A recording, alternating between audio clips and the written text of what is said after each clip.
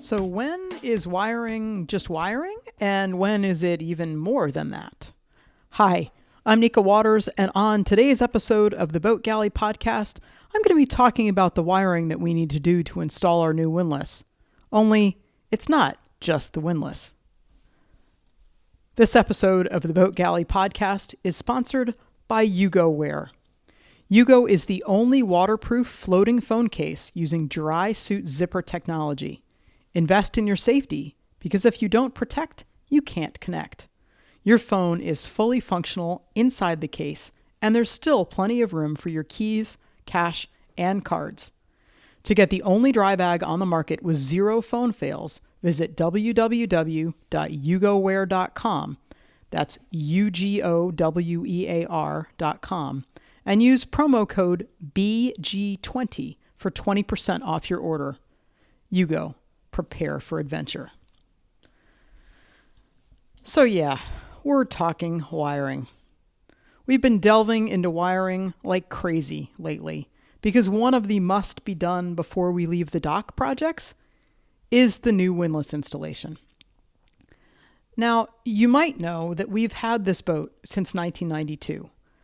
And yes, we've cruised with a windlass before. We like to anchor with all chain. A windlass is absolutely imperative in my mind. But we are replacing our trusty, bulletproof manual windlass. It's got two levers. It's so cool to sit up there on the bow or to kneel up, not kneel, but squat up there on the bow. And I've got two levers going, bringing it up. You should see me in action on the bow. It's awesome.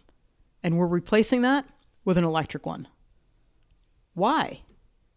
Why are we replacing this beautiful boat-appropriate piece of bronze hardware that's been on the boat since she was brand new in 1976?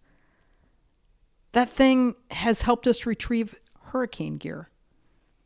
It's gotten us out of tough spots when the wind shifted in the middle of the night. It's never, ever failed to bring up the hook. Well, there's the next thing that we're replacing. See, Calypso is a 28-foot boat who displaces 14,000 pounds, which is a lot more than a lot of 28-footers you'll find. For a long time, we've been really happy cruising with our 35-pound CQR and our 33-pound Bruce as the main anchors. We've been really, really pleased with how they perform. We've also cruised primarily in the Bahamas and the Eastern Caribbean and the Chesapeake Bay. The deepest that we've had to anchor is probably 35 feet. Most of the time, we're anchoring in more like 10 feet or so. The Pacific, where we're headed, is known for deeper spots. Deeper spots, more chain, more weight, longer on the bow, doing my bow action dance. We're also getting older. That double action of frantically levering the chain up just a few inches at a time, well, it means that I have to cling onto the bowsprit when the whole thing goes up and down, up and down. And at 2 a.m, during a squall, when instead I could be safely a couple feet back on the foredeck, worrying up the chain with a windlass, yep, we're going with an electric windlass. And to go with that new heavy-duty windlass, we've added another anchor to our stable, a bigger Mantis. But obviously, the manual windlass doesn't require any wiring. And the electric windlass, yep, it does. So after we get done with the main salon and the galley, we'll be wiring up the windlass with some really big honking cables.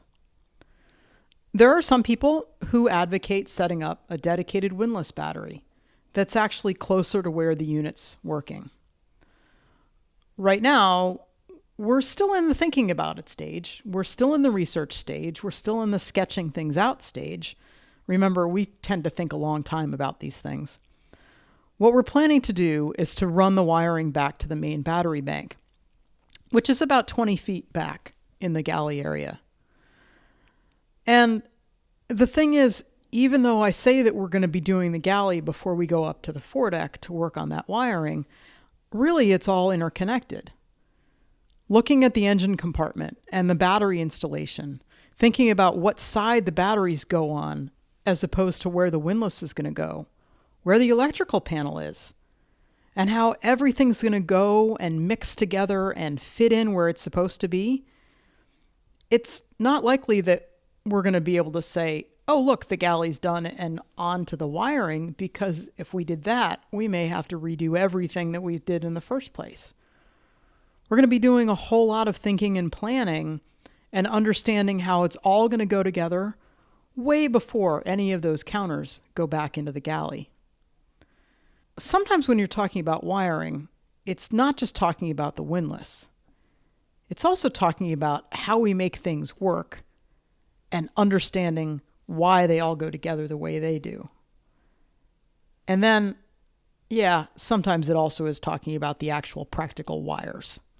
In any case, once we get that windlass done, and the galley done, and the wiring done, we'll see you out there. Who's ready to share an anchorage? Thanks for listening to the Boat Galley Podcast. We're so happy you join us every week, and please let us know what questions we can answer for you. Reviews are always appreciated. There's a link in the show notes to send me or Carolyn an email. Have the most spectacular week.